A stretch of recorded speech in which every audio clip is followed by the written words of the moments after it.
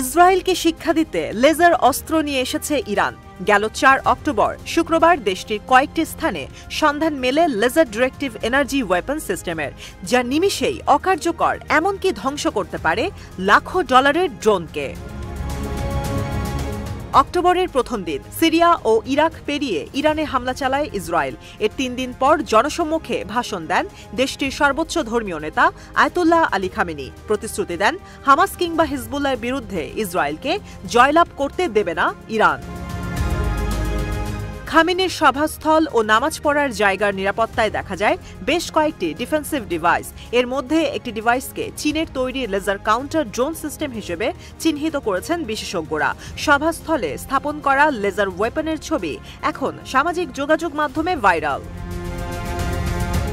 বিশেষজ্ঞদের দাবি, বিশেষ এই কাউন্টার ড্রোন সিস্টেমটি চীনের তৈরি শেননাং শিল্ড, যা পরিচিত সাইলেন্ট হান্টার লেজার ওয়েপন নামে। ২০২২ সালের সর্বপ্রথম জুহাই এয়ার শোতে এই ওয়েপন প্রদর্শন করে শি জিনপিং সরকার। সাইলেন্ট হান্টার নামের এই লেজার সিস্টেম ভূমির কাছাকাছি উঠতে থাকা টার্গেট ধ্বংসে বিশেষভাবে পারদর্শী। এটি লো অল্টিটিউড লেজার ডিফেন্স সিস্টেম বা লাস ক্যাটাগরির অন্তর্ভুক্ত।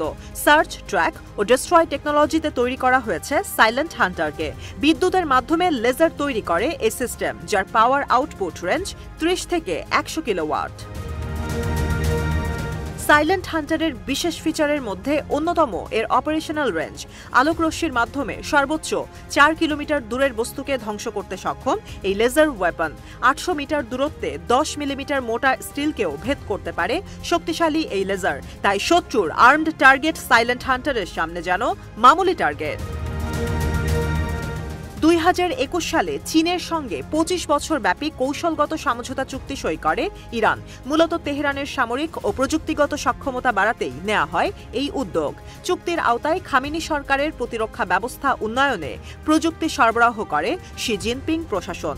ধারণা করা হচ্ছে বেইজিং থেকে silent hunter laser defence system পাঠানো হয়েছে তেহরানে।